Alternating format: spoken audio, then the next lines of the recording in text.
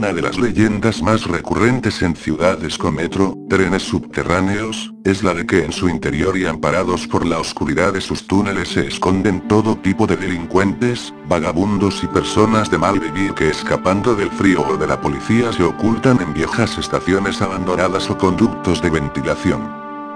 Paula había bebido más de la cuenta por lo que aquella noche regresaría temprano a casa, se sentía bastante mal y muy mareada, pero como era relativamente temprano decidió que en lugar de gastarse su dinero en un taxi, como hacía habitualmente cuando regresaba de la discoteca, aprovecharía que el metro aún seguía abierto para ahorrarse unos cuantos euros.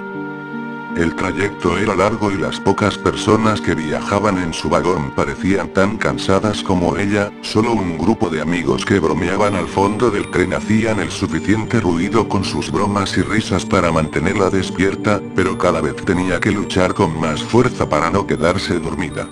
Por desgracia en la siguiente estación tenía que hacer un transbordo, así que se bajó y tras caminar por los pasillos de la estación llegó al andén en el que abordaría el metro que la llevaría a casa.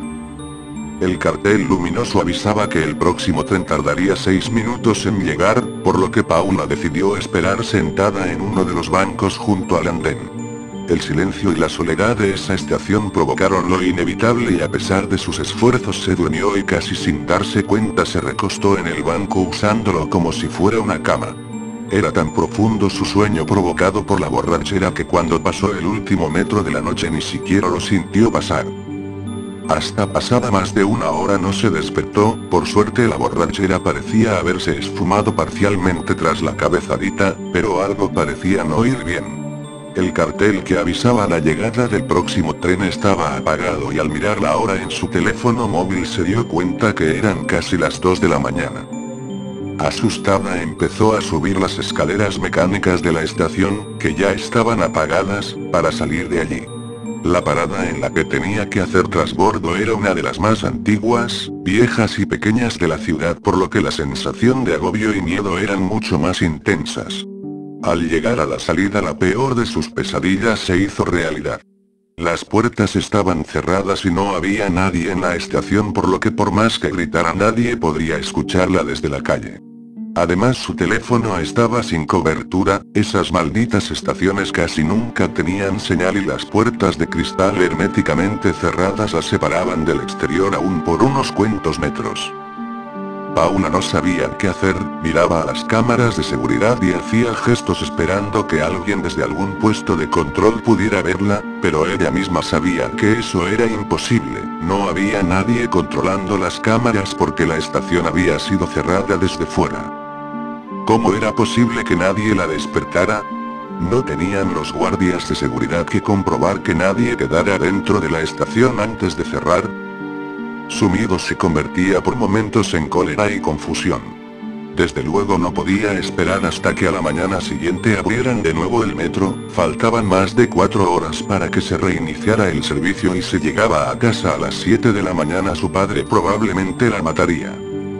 Con la mente aún nublada por el alcohol decidió que lo mejor que podía hacer era caminar por los raíles del tren hasta la siguiente parada.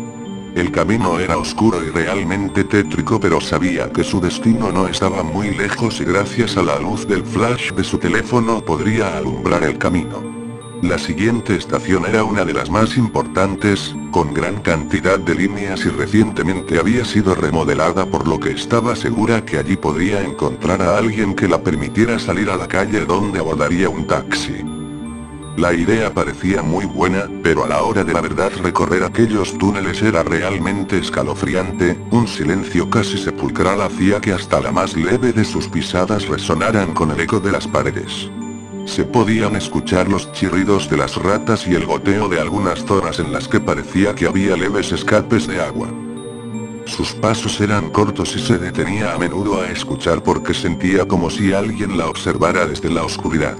El miedo la invadía y paralizaba por momentos, pero ya era demasiado tarde para volverse atrás, debía estar casi a mitad de camino cuando unas voces la alertaron.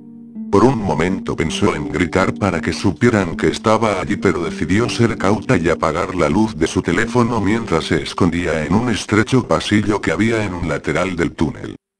Mientras permanecía escondida y en silencio pudo ver la figura de dos hombres bastante corpulentos, sus ojos cada vez se adaptaban más a la escasa iluminación de las luces de emergencia que había cada muchos metros en el túnel. Ambos parecían discutir acaloradamente por un cartón de vino y a escasos metros de donde se encontraba Paula comenzaron los empujones y golpes. El más grande de ellos le propinó un puñetazo que tumbó al otro y gloriosamente alzó su trofeo mientras de un trago se bebía casi la mitad del contenido del cartón de vino. El más pequeño enfurecido sacó un cuchillo de la espalda y se lo clavó repetidamente en el cuello a su rival, realmente se ensañó con su cadáver y a pesar de la poca luz Paula pudo ver con claridad cómo tenía toda la cara manchada de sangre. Recogió el poco vino que quedaba y se lo tomó de un trago. Paula estaba temblando del miedo, no se atrevía ni a respirar y desde luego mucho menos a moverse, si estaba lo suficientemente quieta tal vez el vagabundo asesino se iría de allí sin verla. Pero la casualidad no se quiso aliar con ella y justo cuando el asesino se daba la vuelta para marcharse del lugar la batería de su teléfono la delató. Un incesante pitido advirtiendo que la carga estaba a punto de agotarse comenzó a sonar y el vagabundo se giró de inmediato. ¿Hay alguien ahí? Puedo escucharte, sal inmediatamente o te rajo.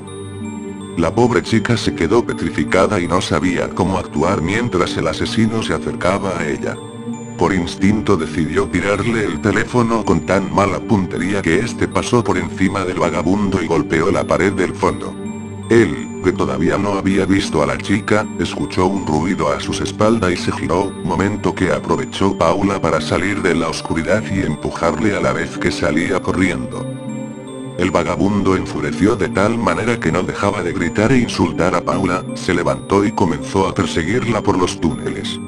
Ella no era una buena deportista pero el miedo se apoderó de sus piernas y le dio fuerza para correr dejando atrás los zapatos de medio tacón que llevaba aquella noche, sus pies se ensangrentaron mientras corría sobre la gravilla y guijarros del suelo del túnel.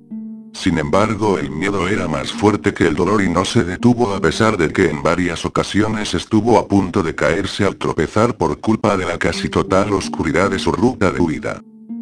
Al llegar a la estación Paula ya había logrado sacar unos cuantos metros a su perseguidor y subió al andén para adentrarse en los pasillos que la llevaban a la salida del metro.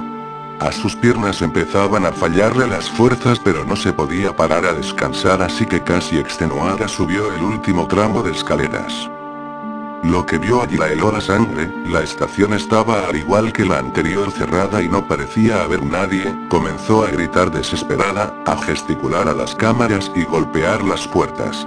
Pero su perseguidor que conocía a la perfección los horarios y hábitos de los trabajadores del metro ya había subido la escalera y la había cortado toda posible ruta de escape. El asesino se abalanzó sobre ella y tras inmovilizarla la violó y sometió durante más de una hora.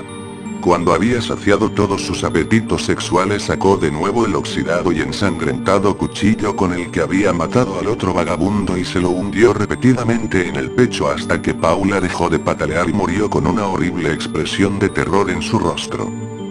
Al día siguiente los trabajadores se encontraron con un surco de sangre que se perdía en la profundidad del túnel, asustados deciden revisar las cintas de vídeo que grabaron esa noche y pudieron observar la desgarradora escena de la violación y asesinato y cómo el vagabundo arrastraba el cuerpo de Paula dejándolo caer escaleras abajo para de nuevo arrastrarlo hasta la oscuridad de las vías del tren.